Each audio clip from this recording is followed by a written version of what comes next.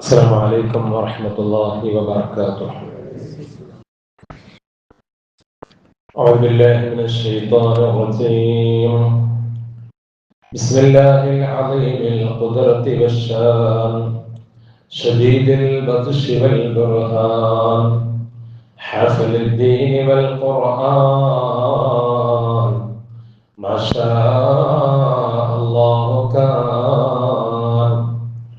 ما شاء الله كان وما لم يشأ لم يكن ولا حول ولا قوة إلا بالله المنان. الصلاة والسلام عليك يا سيدي يا رسول الله. الصلاة والسلام عليك يا سيدي يا حبيب الله. الصلاة والسلام عليك يا سيدي يا خليل الله. أعوذ بالله من الشيطان الرجيم. بسم الله الرحمن الرحيم. إنما يعمر مساجد الله من آمن بالله واليوم الآخر وأقام الصلاة وآتى الزكاة ولم يخش إلا الله فعسى أولئك أن يكونوا من المهتدين. في القرآن المجيد بين الله عز وجل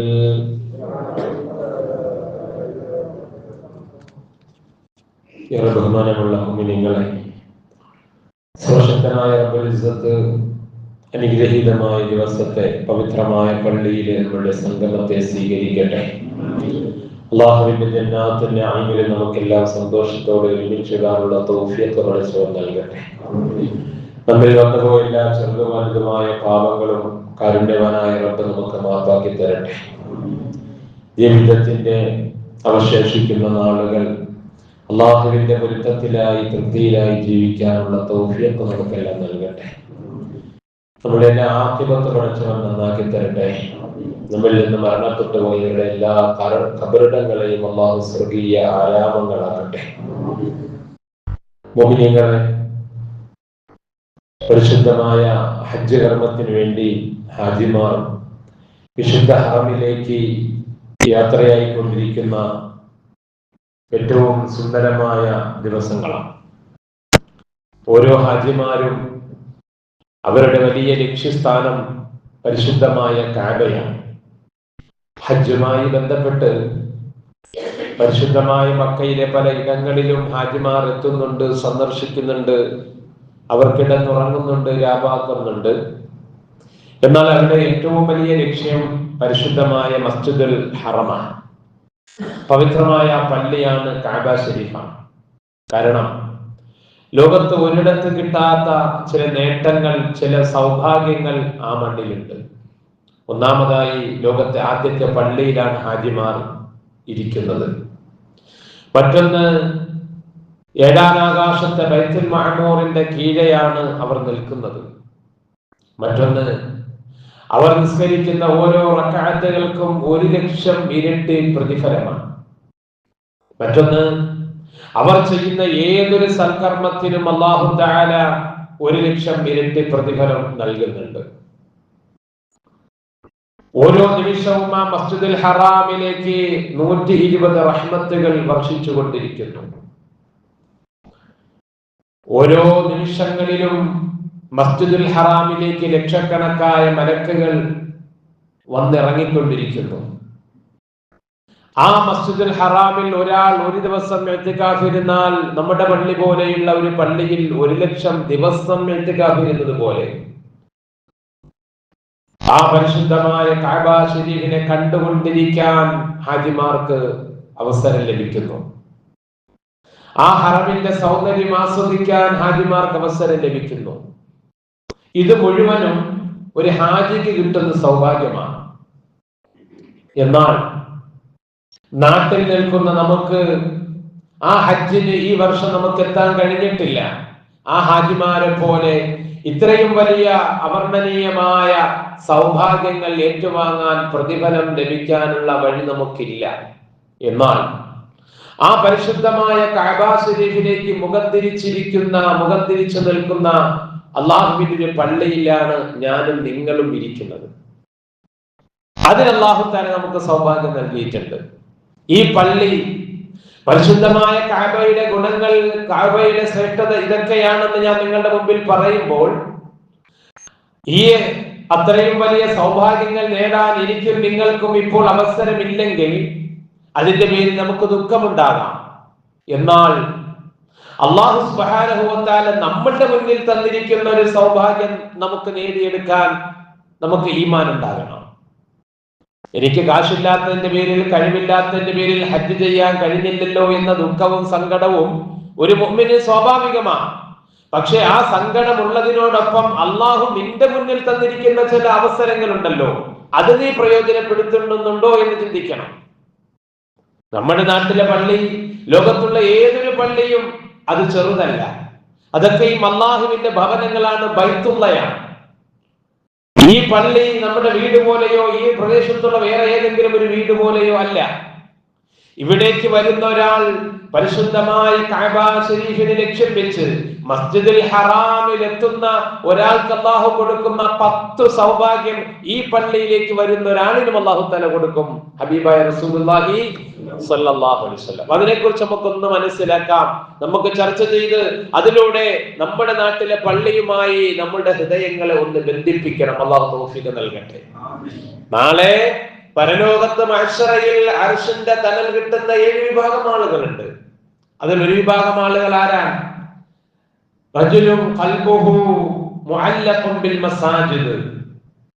പള്ളിയുമായി ഹൃദയങ്ങൾ ബന്ധിപ്പിച്ചവർ, എപ്പോഴും ജമാഅത്ത് നിസ്കാരങ്ങൾക്ക് പള്ളിയിൽ വരുന്നവർ, പള്ളിയിൽ ഒരുപാട് സമയം ചെലവഴിക്കുന്നവർ, പള്ളിയിൽ വന്ന് ഇബാദത്തിൽ കഴിഞ്ഞുകൂടുന്നവർ, അവന്റെ ബന്ധം എപ്പോഴും പള്ളിയുമായിട്ട്, അവന് നാളെ അർശിന്റെ തണൽ കിട്ടുമെന്ന് മുഹമ്മദ് മുസ്തഫ സ്വല്ലല്ലാഹു അലൈഹി വസല്ലം. എനിക്ക് നിങ്ങൾക്കും അല്ലാഹുവിനുള്ള തൗഫീഖ് നൽകുമാറാകട്ടെ. നമ്മുടെ പള്ളിയിൽ നിന്നുകൊണ്ട് തന്നെ ഒരു ഹാജിക്ക് മസ്ജിദുൽ ഹറാമിലൂടെ കിട്ടുന്ന 10 നേട്ടങ്ങൾ നമ്മുടെ പള്ളിയിലൂടെ നമുക്ക് നേടിയെടുക്കാൻ പറ്റുമെന്ന് അള്ളാഹുവിന്റെ പ്രവാചകൻ നമ്മെ പഠിപ്പിക്കുമ്പോൾ ഒരു സത്യവിശ്വാസി അത് നേടിയെടുക്കേണ്ടതല്ലേ? ഒരു ഈമാനുള്ള മനുഷ്യൻ അതിനെക്കുറിച്ച് പഠിക്കുകയും അത് മനസ്സിലാക്കുകയും ജീവിതത്തിൽ അമൽ ചെയ്യുകയും ചെയ്യേണ്ടതല്ലേ? എനിക്ക് നിങ്ങൾക്കും അല്ലാഹു അതിനുള്ള അവസരം നൽകുമാറാകട്ടെ. ഒരു ഹാജിയെ സംബന്ധിച്ചിടത്തോളം അവൻ അള്ളാഹുവിന്റെ ഉത്തരവാദിത്വത്തിലാണ്. അഥവാ ഒരു ഹാജിയെ അള്ളാഹു ഏറ്റെടുക്കുകയാണ്, അവന്റെ ഉത്തരവാദിത്വം അള്ളാഹുവിനാണ്. ഇതേ നേട്ടം അള്ളാഹുവിന്റെ ലോകത്തുള്ള ഏത് പള്ളിയിലേക്ക് പോകുന്ന ഒരാളിനും അള്ളാഹു തആല കൊടുക്കുകയാണ്. അള്ളാഹുവിന്റെ ഹബീബ് മുഹമ്മദ് റസൂലുള്ളാഹി സ്വല്ലല്ലാഹു അലൈഹി വസല്ലം തങ്ങൾ പഠിപ്പിക്കുന്നുണ്ട്, സലാസത്തുൻ ഫീ ളമാനില്ലാഹ്. 3 വിഭാഗം ആളുകൾ അല്ലാഹുവിന്റെ ഉത്തരവാദിത്വത്തിലാണ്, അവരെ അല്ലാഹു ഏറ്റെടുത്തിരിക്കുകയാണ്. റജുലുൻ ഖറജ മിൻ ബൈതിഹി ഇലാ മസ്ജിദിൻ മിൻ മസാജിദില്ലാഹ്. ഒന്നാമത്തെ ആൾ ആരെന്നറിയുമോ? അല്ലാഹുവിന്റെ പള്ളികളിൽ നിന്നൊരു പള്ളിയിലേക്ക് പുറപ്പെട്ടവനാണ്. അതേവന്റെ വീട്ടിൽ നിന്ന് പള്ളിയിലേക്ക് വരുന്നതിന് വേണ്ടി നടന്നാകട്ടെ വാഹനത്തിലാകട്ടെ ഒരു വഖത്ത് നിസ്കാരത്തിന് വേണ്ടി പുറപ്പെട്ടാൽ ഫഹുവ ഫീ ളമാനില്ലാഹ്, അവൻ അല്ലാഹുവിന്റെ ഉത്തരവാദിത്വത്തിലാണ്. വറജുലുൻ ഖറജ ഗാസിയഹു ഫീ സബീലില്ലാഹ്. മറ്റൊരു മനുഷ്യൻ അല്ലാഹുവിന്റെ മാർഗ്ഗത്തിൽ യുദ്ധത്തിന് വേണ്ടി പുറപ്പെട്ടവനാ. വറജുലുൻ ഖറജ ഹജ്ജാ. മൂന്നാമത്തെ ആള് പരിശുദ്ധമായ ഹജ്ജ് കർമ്മത്തിന് വേണ്ടി പുറപ്പെട്ടയാളാണ്.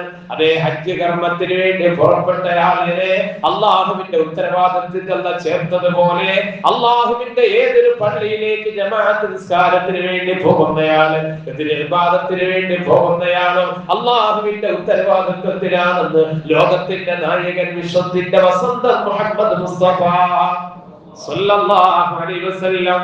ചെറിയൊരു കാര്യമല്ല അള്ളാഹു നമ്മളെ ഏറ്റെടുക്കുക. അള്ളാഹുവിന്റെ പള്ളിയിലേക്കുള്ള നടത്തം അത് അള്ളാഹുവിന്റെ ഉത്തരവാദിത്വത്തിൽ അവന്റെ സംരക്ഷണയിലുള്ള നടത്തമാണ്. അത് അള്ളാഹുവിന്റെ സ്വർഗത്തിലേക്കുള്ള നടത്തമാണ്. അല്ലെ? കഴിഞ്ഞ ആഴ്ച നമുക്കൊക്കെ സുപരിചിതനായ നമ്മളെ കൈരളി ജുവലേഴ്സിലെ GM ആയിരുന്ന നസീർ ഖാൻ സാഹിബ്, നിങ്ങൾക്കൊക്കെ സുപരിചിതനായിരിക്കും, നമുക്കൊക്കെ അറിയാവുന്ന ആളാ, പുഞ്ചിരിച്ചെപ്പോഴും സഹകരിക്കുന്ന ആളാ. അദ്ദേഹം മഗ്‌രിബ് നിസ്കാരത്തിന് വേണ്ടി പള്ളിയിലേക്ക് പുറപ്പെടുന്ന സമയത്ത് റോഡിൽ ഇറങ്ങിയപ്പോൾ ഒരു വണ്ടി തട്ടി 2-3 ദിവസം കഴിഞ്ഞപ്പോൾ അദ്ദേഹം മരണപ്പെട്ടു. അല്ലാഹു മഗ്ഫിറത്തും മർഹമത്തും കൊടുക്കുമാറാകട്ടെ. അദ്ദേഹം അന്ന് ആദ്യത്തെ ദിവസമല്ല, അദ്ദേഹം വർഷങ്ങളായിട്ട് അദ്ദേഹത്തിന്റെ ഒരു ദിനചര്യയാണ് ബാങ്ക് വിളിക്കുമ്പോൾ പള്ളിയിലേക്ക് പോവുക എന്നുള്ളത്. അദ്ദേഹത്തിന്റെ ജോലി തിരക്കുകൾക്കിടയിൽ നിന്ന് ആ പള്ളിയിലേക്കുള്ള നടന്നു പോക്കം അത് അള്ളാഹുവിന്റെ സ്വർഗ്ഗത്തിലേക്കുള്ള പോക്കാണ്. അള്ളാഹു തആല മരണം എപ്പോഴാണ് എവിടെയാണ് നിശ്ചയിക്കുന്നത് മനുഷ്യന്റെ ഉത്തരവാദിത്തമല്ല, അത് മനുഷ്യന്റെ കയ്യിലുള്ളതല്ല, അത് അള്ളാഹുവിന്റെ അറിവും അള്ളാഹുവിന്റെ തീരുമാനമാണ്. പക്ഷേ ഏത് അവസ്ഥയിലായിരിക്കണം എന്നുള്ളത് അത് നമുക്ക് തിരഞ്ഞെടുക്കാം, അല്ലേ? അള്ളാഹുവിന്റെ പള്ളിയിലേക്ക് നടന്നു പോകവേ മരണം അദ്ദേഹത്തെ വന്നുവെങ്കിൽ അത് സ്വർഗത്തിലേക്കുള്ള കാൽ ചുവടുകളല്ലേ. അള്ളാഹുവിന് സ്വർഗം നൽകുമാറാകട്ടെ. പറഞ്ഞു വന്ന പ്രിയമുള്ളവരെ, അള്ളാഹുവിന്റെ പള്ളിയിലേക്കുള്ള നടത്തം അത് അള്ളാഹുവിന്റെ ഉത്തരവാദിത്വത്തിലുള്ള നടത്തമാണ്. അത് ഹാജിക്കും അല്ലാഹു കൊടുക്കുന്നു, ഏത് പള്ളിയിലേക്ക് നടക്കുന്നവനും കൊടുക്കുന്നു. രണ്ടാമത്, ഒരു പള്ളിയിലേക്ക് നടന്നു വരുന്നവന് കൊടുക്കുന്ന പ്രതിഫലം ഏതെന്നറിയുമോ? പരിശുദ്ധമായ ഹജ്ജ് കർമ്മം നിർവഹിക്കാൻ പോകുന്ന ആളിന് കൊടുക്കുന്ന പ്രതിഫലമാണ്. ഒരാൾ ഹജ്ജ് ചെയ്തത് എന്തുകൊണ്ട്? അള്ളാഹുവിന് സമ്പത്ത് കൊടുത്തു, യാത്രാ സൗകര്യം കൊടുത്ത്, അതിനുള്ള എല്ലാ സാഹചര്യങ്ങളും അനുകൂലമാക്കി. എന്നാൽ ഒരു പാവപ്പെട്ടവൻ അവന്റെ നാട്ടിലേക്ക് പള്ളിയിലേക്ക് നടന്നു പോകാനുള്ള കഴിവേ അവനുള്ളൂ. ആ പള്ളിയിലേക്ക് അവൻ പോകുന്നുണ്ട്, അവൻ ചെറിയ ആളല്ല. അവന് കൊടുക്കുന്ന പ്രതിഫലം ഏതാണ്? മൻ ഖറജ മിൻ ബൈതി മുതതഹിറ, ഒരാൾ അവന്റെ വീട്ടിൽ നിന്ന് വുളൂ ചെയ്തു, ഇതാ ഇറങ്ങുകയാണ്, ഇലാ സ്വലാത്തിൻ മക്തൂബ, ഒരു ഫർദ് നിസ്കാരത്തിന് വേണ്ടി പള്ളിയിലേക്ക് ഇറങ്ങുകയാണ്. ഫഅജ്റുഹു കഅജ്രിൽ ഹാജിൽ മുഹ്രിമി, ഹജ്ജിന് വേണ്ടി ഇഹ്റാം ചെയ്തവന്റെ അതേ പ്രതിഫലം പള്ളിയിലേക്ക് ഒരു വഖ്ത് നിസ്കാരത്തിന് വേണ്ടി പുറപ്പെട്ടവന് കിട്ടുമെന്ന് മുത്ത് മുഹമ്മദ് മുസ്തഫ സല്ലല്ലാഹു അലൈഹി വസല്ലം. അത് നേടിയെടുക്കാൻ നമുക്ക് താല്പര്യമില്ല എന്നുള്ളതാണ് സങ്കടം. ഇതൊക്കെ ആദ്യമായി കേൾക്കുന്നതല്ലല്ലോ മുഅ്മിനീങ്ങളെ. ഈ വിനീതം നിങ്ങളോട് ആദ്യമായി പറയുന്നതുമല്ല. പക്ഷെ ഇതൊക്കെ നമ്മളുടെ ഉള്ളിലേക്ക് ഇറങ്ങിയിട്ട് നമ്മൾ വീട്ടിൽ എത്രയോ സമയം വെറുതെ ഇരിക്കുന്നു, റോഡിൽ എത്രയോ സമയം വെറുതെ വർത്തമാനം പറയുന്നു, കടപ്പുറത്ത് എത്രയോ സമയം നമ്മൾ ചെലവഴിക്കുന്നുണ്ട്. എത്രയോ ആളുകൾ അതിരാവിലെ എഴുന്നേറ്റ് വീട്ടിൽ നിന്ന് പുറത്തു വരുന്നുണ്ട്. പക്ഷേ ഒരു ഹാജിക്കുള്ള പ്രതിഫലം കിട്ടണോ? അള്ളാഹുവിന്റെ പള്ളിയിലേക്ക് ഒരു വഖ്ത് നിസ്കാരത്തിന് നടന്നു വരും. അല്ലാഹു നമുക്ക് അതിനുള്ള തൗഫീഖ് നൽകട്ടെ. ഒരു ജുമുഅ മാത്രമാണോ മുഅ്മിനിന്റെ ബാധ്യത? അല്ല, അതേ ജുമുഅയ്ക്കുള്ള അതേ ബാധ്യത അതുപോലെ അത് ഫർളാണെങ്കിൽ നിനക്ക് ഫർള് കിഫായയാണ്, അല്ലെങ്കിൽ സുന്നത്ത് മുഅക്കദയാണ്. ഓരോ വഖത്തിനും അല്ലാഹുവിന്റെ പള്ളിയിലേക്ക് പോകൽ. അല്ലാഹു മനസ്സിലാക്കാൻ തൗഫീഖ് നൽകട്ടെ. മൂന്നാമത്തത്, മലക്കുകളുടെ സംരക്ഷണത്തിലാണ് ഹാജിമാരുള്ളതെങ്കിൽ അള്ളാഹുവിന്റെ പള്ളിയിലേക്ക് വരുന്നവരും അവർ മലക്കുകളുടെ കൂട്ടത്തിലാണ്, മലക്കുകളുടെ സംരക്ഷണത്തിലാണ്, മലക്കുകളുടെ റഹ്മത്തിന്റെ ചിറകിലാണ് പള്ളിയിലേക്ക് നടന്നു വരുന്ന നിസ്കാരക്കാരനെന്ന് മുഹമ്മദ് റസൂലുള്ളാഹ്. ഇന്നൽ മലക യബ്ദു ബിറായതി മാ വമൻ യഅദു ഇലൽ മസ്ജിദ്, ആദ്യമായി പള്ളിയിലേക്ക് നടന്നു വരുന്നവർ, ആദ്യമായി പള്ളിയിലേക്ക് വരുന്നവർ അതേ വഖത്തിന് മുമ്പേ നിസ്കാരത്തിന് തയ്യാറായി പള്ളിയിലേക്ക് വരിക. അവർക്കും വീട്ടിൽ പല ജോലികൾ ഉണ്ടാകും, പല തിരക്കുകൾ ഉണ്ടാകും. പക്ഷേ നിസ്കാരത്തിന്റെ മഹത്വവും നേരത്തെ പള്ളിയിൽ പോകുന്നതിന്റെ പ്രതിഫലവും അവർ അറിഞ്ഞു വെച്ചതിന്റെ പേരിൽ അവർ ബാങ്ക് വിളിക്കുന്നതിന് മുമ്പ് തന്നെ പള്ളിയിലേക്ക് വരികയാണ്. അവനോടൊപ്പം ഒരു മലക്ക് ഒരു പതാക ഏന്തിക്കൊണ്ട് വരുമെന്ന് മുഹമ്മദ് റസൂലുള്ളാഹ്. ഫലാ യസാലു ബിഹാ മഅഹു ഹത്താ യർജിഅ ഫയദ്ഖുലു ബിഹാ മൻസില, അവൻ വീട്ടിൽ നിന്ന് പുറപ്പെട്ടു, പള്ളിയിൽ വന്നു, നിസ്കരിച്ചു, എല്ലാം കഴിഞ്ഞു, തിരിച്ച് വീട്ടിൽ എത്തുന്നത് വരെ ആ മലക്ക് അവനോടൊപ്പം ഉണ്ടാകുമെന്ന് മുഹമ്മദ് റസൂലുള്ളാഹ്. മലക്കിന്റെ കാവലിലാണ് നിസ്കാരക്കാരൻ. ഇതേ മഹത്വം ഹാജിക്കുമുണ്ട്. ഹാജിമാരോടൊപ്പം എപ്പോഴും മലക്കുകൾ ഉണ്ടാകും. പരിശുദ്ധമായ ഹറം മലക്കുകളുടെ എപ്പോഴും സമ്മേളന നഗരിയാണ്. മലക്കുകൾ ഏറ്റവും കൂടുതൽ തിരക്ക് കൂട്ടുന്നത് പരിശുദ്ധമായ ഹറമിലാണെങ്കിൽ ഓരോ പള്ളിയിലും മലക്കുകളുടെ സാന്നിധ്യമുണ്ട്. മാത്രമല്ല അള്ളാഹുവിന്റെ അതിഥികളാണല്ലോ ഹാജിമാര്. നമ്മൾ കേട്ടിട്ടുള്ളതാണ്, ഓരോ ഹാജിമാരും അള്ളാഹുവിന്റെ അതിഥികളാണ്. ഹറമിൽ ചെല്ലുമ്പോൾ, ഉംറയ്ക്ക് ഹജ്ജിന് വേണ്ടി ചെല്ലുമ്പോൾ അവിടെയൊക്കെ സ്ക്രീനിൽ എപ്പോഴും കാണിക്കും, അവർ നമ്മളെ വിളിക്കുന്നത് യാ ളുയൂഫർ റഹ്മാൻ, അള്ളാഹുവിന്റെ അതിഥികളെ എന്നാണ്. യാ ളുയൂഫർ റഹ്മാൻ, അവർ നമുക്ക് തരുന്ന നിർദ്ദേശങ്ങൾ, അവർ പറയുന്ന നിയമങ്ങൾ ഒക്കെ അവർ എഴുതുന്നതിന് മുമ്പ് അവർ നമ്മളെ അഭിസംബോധന ചെയ്യുന്നത് അങ്ങനെയാണ്. ളുയൂഫർ റഹ്മാൻ, ളുയൂഫർ റഹ്മാൻ, കാരുണ്യവാൻ അള്ളാഹുവിന്റെ അതിഥികളെ എന്നാണ്. അത് യാഥാർത്ഥ്യമാണ്. എന്നാൽ ഹാജിമാര് മാത്രമല്ല അള്ളാഹുവിന്റെ അതിഥികൾ. അള്ളാഹുവിന്റെ ഏത് പള്ളിയിലേക്ക് വരുന്നവനോ അവൻ അള്ളാഹുവിന്റെ അതിഥിയാണ്. ആരെങ്കിലും അവന്റെ വീട്ടിൽ വെച്ച് വുളൂ ചെയ്തു, നല്ല നിലയിൽ അവൻ വുളൂ എടുത്തു, എന്നിട്ട് അവൻ പള്ളിയിലേക്ക് വന്നാൽ അവൻ അള്ളാഹുവിനെ സന്ദർശിക്കാൻ വരുന്നവനാണ്, അവൻ അള്ളാഹുവിനെ വിസിറ്റ് ചെയ്യാൻ വരുന്നവനാണ്, അഥവാ അള്ളാഹുവിന്റെ അതിഥിയാണ്.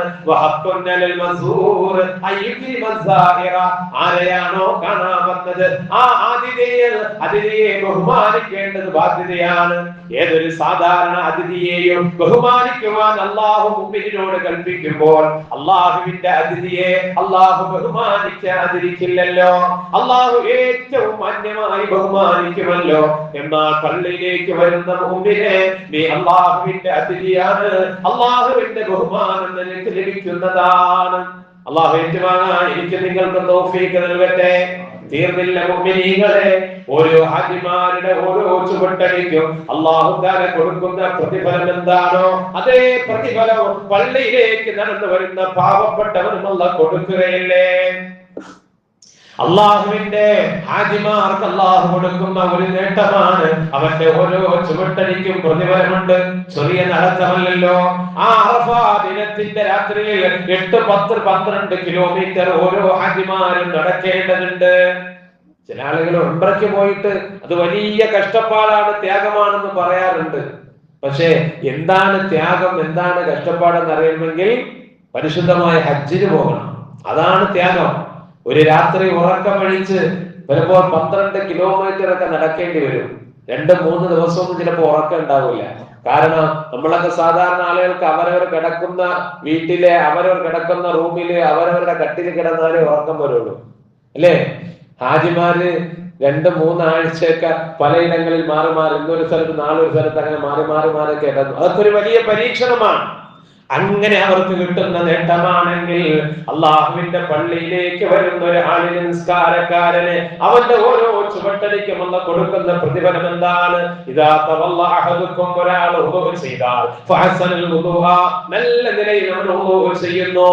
ഇവിടെയൊക്കെ റസൂലുള്ളാഹി സ്വല്ലല്ലാഹു അലൈഹി വസല്ലം ഹദീസുകളിൽ പറയുമ്പോൾ നല്ല നിലയിൽ വുളൂ ചെയ്തെടുത്ത് പറയാറുണ്ട്.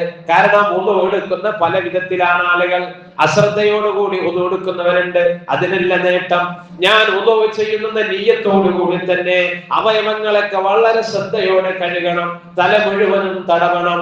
അതുപോലെ തന്നെ അതിന്റെ വുളൂവിന്റെ സുന്നത്തുകൾ പാലിക്കണം, അതിന്റെ മര്യാദകൾ പാലിക്കണം. വുളൂവിന് ശേഷമുള്ള ദുആ ചെയ്യണം. അപ്പോഴാണ് വുളൂ പൂർണ്ണമാവുക. പ്രതിഫലം കിട്ടുന്ന വുളൂ അതാണ്. പലപ്പോഴും നമുക്ക് അതിനുള്ള സമയം കിട്ടാറില്ല, അല്ലെങ്കിൽ അശ്രദ്ധ കൊണ്ട് അതൊക്കെ ഒഴിവാക്കാറുണ്ട്. അങ്ങനെയല്ല, എപ്പോൾ വുളൂ എടുത്താലും പൂർണ്ണമായ വുളൂ എടുക്കുക, അതിന്റെ മര്യാദകൾ പാലിച്ച് കിബിലയ്ക്ക് നേരെ നിന്ന് തന്നെ വുളൂ ചെയ്യുക. അവയവങ്ങൾ തേച്ചെഴുതുക, കൈകാലുകളുടെ വിരലുകൾ കോർത്ത് കഴുകുക, മുഖത്തും കൈകാലുകളും കഴിയുമ്പോൾ അല്പം കയറ്റി കഴുകുക, തല മുഴുവനും തടവുക. ഇതൊക്കെ സുന്നത്താ, അതാണ് ഏറ്റവും നല്ല വുളൂ.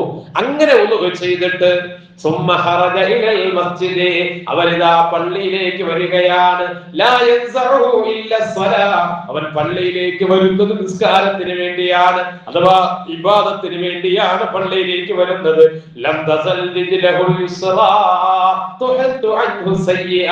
അവന്റെ ഓരോ ഇടതുകാലുകൾ മുന്നോട്ട് വെക്കുമ്പോൾ അവന്റെ ഓരോ പാപങ്ങൾ മാപ്പാക്കപ്പെടുകയാണ്.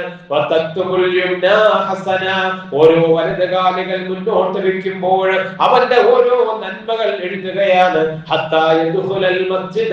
അവൻ പള്ളിയിൽ പ്രവേശിക്കുന്നത് വരെ മലക്കുകൾ അവന്റെ ഇടതുകാല് മുന്നോട്ട് വെക്കുമ്പോൾ ഓരോ ചുവട്ടടിക്കും ഓരോ തെറ്റുകൾ മാറ്റപ്പെടുകയാണ്.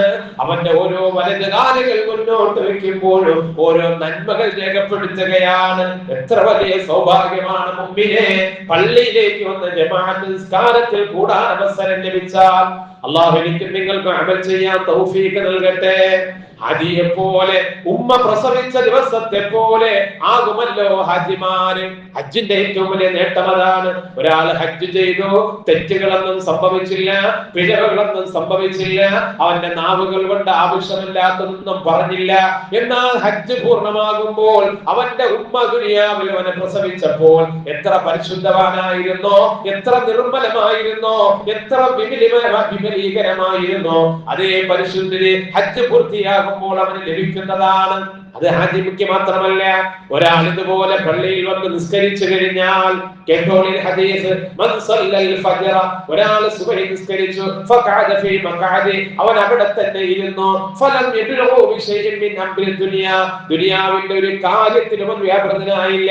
സുബഹി നിസ്കാരം കഴിഞ്ഞു, പള്ളിയിൽ വന്ന് സുബഹി ജമാഅത്തായി നിസ്കരിച്ചു, അവിടെ തന്നെ ഖുർആൻ ഓതി, ദിക്ർ ചൊല്ലി, ഇബാദത്തുകൾ ചെയ്തു, ഹത്താ യുസല്ലി അൽളുഹ, സൂര്യൻ ഉദിച്ച് 20 മിനിറ്റ് കഴിഞ്ഞിട്ട് അവൻ ദുഹായിൽ കൂടി നിസ്കരിച്ചാൽ, സുമ്മ സല്ല 4 റകഅത്ത്, 4 റകഅത്ത് ദുഹ നിസ്കരിച്ചാൽ, ഖറജ മിൻ ദുനൂബിഹി കയൗമി വലദതുഹു ഉമ്മുഹു, അവന്റെ ഉമ്മ പ്രസവിച്ച ദിവസത്തെ പോലെ പരിശുദ്ധിയായി അവൻ പള്ളിയിൽ നിന്ന് പുറത്തു പോകാമെന്ന് മുഹമ്മദ് റസൂലുള്ളാഹി സ്വല്ലല്ലാഹു അലൈഹി വസല്ലം. മറ്റൊരു ഹദീസ്, അതിലൂടെ അവനൊരു ഹജ്ജ് പൂർണ്ണമായി ചെയ്യുന്നതിന്റെ പ്രതിഫലം ലഭിക്കുമെന്ന് റസൂലുള്ളാഹി സ്വല്ലല്ലാഹു അലൈഹി വസല്ലം തങ്ങൾ പറയുന്നുണ്ട്. അല്ലാഹു തആല ഇത്രത്തോളം പള്ളിയുമായി ബന്ധപ്പെട്ട അമലുകൾ, അതിന്റെ നന്മകൾ സമ്പാദിക്കാൻ നമുക്കെല്ലാം തൗഫീഖ് നൽകി അനുഗ്രഹിക്കുമാറാവട്ടെ.